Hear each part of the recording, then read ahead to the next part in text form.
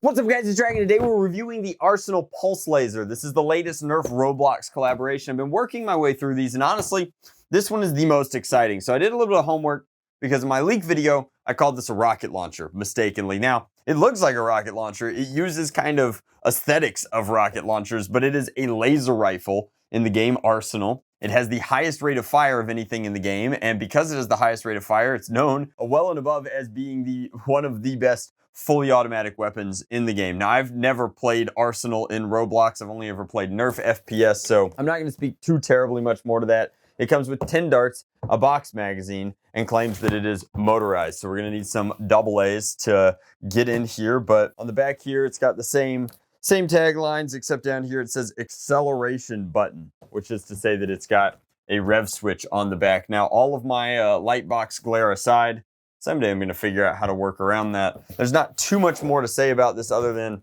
we have to get it out of the package and find out if it's the same ergonomic nightmare that the dueling pistols and Shark Blaster were before it. It seems like these are pretty careless integrations from a design perspective, and the focus is certainly on kind of how much money they can extract from this property and consumers, as opposed to can we design a good blaster. Now, this one has the best sort of hope of being decent in that they're using a tried and true semi-auto system for this blaster, and that's, oh God, why? So the Phillips head screwdriver, this panel pops off and you can see very clearly that there's room for 4 AA's, 4 AA's being the NERF or Hasbro standard for semi-auto performance in a single stage flywheel blaster. Much easier to just call this what it is, spade a spade, and say that this is a Strife reskin. Reskin, of course, being derivative of the old MTG nomenclature of reprints. Then reprint becomes reskin, and then reskin becomes somebody else's meme. So I've gone ahead and loaded up the magazine. The magazine is interesting because it's a standard N-Strike magazine up top, but down below, it's just bulky for the sake of being bulky. It almost feels like the old Raven magazines, and that like it seems like there should be a battery box on the side of it, but there isn't. It's just hollow, which incidentally, as opposed to a lot of Hasbro's products, just makes it feel cheap. The thin plastic doing nothing, creating empty space, makes the thing feel less quality. That said, if you were worried about quality at all, this was not the Strife reskin for you. There are lots of, intrinsically branded decent reskins out there of the semi-auto. I think that the Doomlands 2169 one is incredibly good. I actually think that a couple of the Fortnite ones have some merit. This is the worst of the bunch because it suffers from the same issue as the other Roblox blasters, which is that whichever industrial designer got shouldered with the burden of making these video game blasters into NERF blasters clearly didn't have hands that function. This is just about the least comfortable handle on a Strifeoid reskin I've encountered in a while. The stock itself actually looks like it wouldn't be that bad, and it's not. The stock is okay. I guess my other big gripe here is that in a world where you have a fully automatic blaster that fires lasers from 2 barrels, you decided to interpret that as instead of using either of the faux barrels coming out of the front of it, you split the difference and put it in the middle so that it's just kind of an empty hole doing nothing. It just looks very awkward from a design perspective. You should have committed to either one or the other. This is the kind of thing where back in the day, it would have been great to like hide a flashlight in one and use the other one as your firing mode.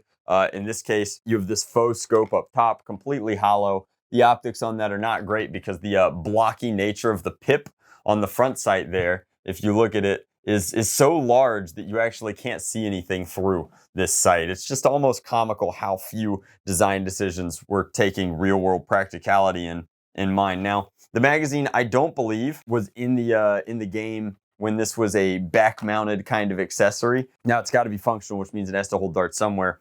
Over here we have a jam door showing us that the inside of this flywheel cage and system is about as cheap as they could possibly make it. It looks like we have, overmolded pieces that become the dart guide of sorts, and then the flywheel cage inside is, at least as far as I can tell, not a traditional flywheel cage setup. So we'll have to wait and see. Probability is low that we ever take this guy apart and do a full mod guide for it, but I'm sure that we would on Twitch if we got enough requests to do so in the comment section down below.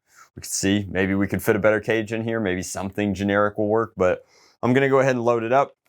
I don't know why that was so. Okay, so the mag release is pretty stiff and out forward. If you're actually buying this for practicality, I'll just tell you that the grip being terrible, the mag release is just barely barely within my range of being able to press it, which means that if you're under 6 feet tall, you're not reaching this bad boy. But I can just barely get in there, hopefully. No, this magazine, geometry's a little funky on it. The lips are a little wide, so you really have to push it in there. So once it's in, the locks, the electronic mechanisms disengage, and we should be able to get a couple semi-auto shots off.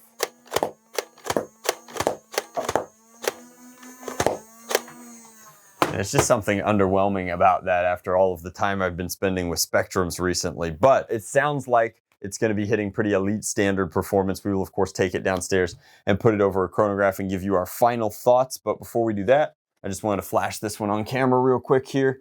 If you happen to be a Robloxer and this interests you, then you are welcome to my code. Of course, that is part of what $40 gets you for twice the price of a Strife, which is a more efficient semi-auto foam flinger. Now, of course, you can't find a Strife for $20 anymore, so let's just go ahead and say for twice the price of a Spectrum, this guy comes in at 40 United States dollars. At 40 United States dollars, it includes no batteries, enough elite darts, which are not particularly good, to load its magazine once, and then a magazine that's of a lower quality than your usual typical Hasbro magazines. Now, it is a 10-dart magazine, which means that it's slightly nicer than the 6-dart magazines that the Strife used to come with, but overall, I can already tell you that this one, in terms of value, is a pass. If you're a big fan of the Arsenal game type in Roblox and you feel like this is going to be a fun one to either paint or mod up, then I pity whatever your dominant hand is, just because using this for an entire day of battle just does not seem ideal. The shell itself is cumbersome and not particularly elegant in its design. After all, there's very light paint on one side and then nothing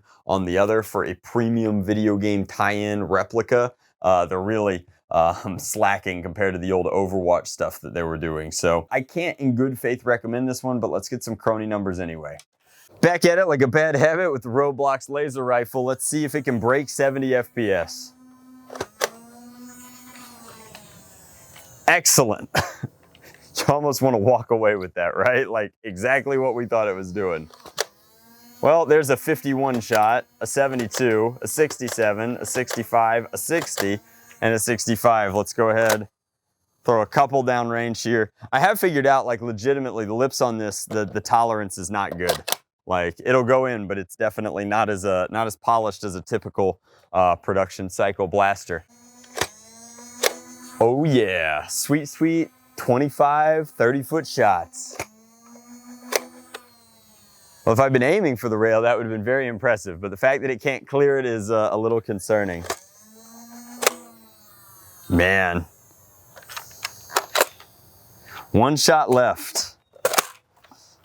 So that's it, guys. That's the Roblox assault laser rifle thing that's really just a poor semi-auto Strife reskin, because that was the cheapest way they could think of to make this into a functional product. I think that this one's a hard pass. I think that if you're actually in the market for a blaster that does this, there are way, way, way better options that I'll link in the description box down below, all of which cost less money and some of which are even Hasbro products. So no matter what your loyalty may be or what your goal might be, I think that this is by far and above only the answer if you really want this form factor and you absolutely love this blaster in the Roblox game. So I guess in conclusion, this guy is pretty simple. It's a disappointment that has just enough time to go on sale before the holidays. So that's about where it's going to be. That's where I imagine the majority of its inventory is going to get cleared off of shelves. But in the meantime, I would steer clear of the old laser rifle. That's just my personal opinion. You're welcome to disagree with me down in the comment section down below. But thank you guys so much for watching. Maybe we'll do some NERF FPS coming up on a live stream over on my Twitch pretty soon. But I don't really have a whole lot else to say about this one. I really don't want to go to the trouble of taking it apart and trying to mod it.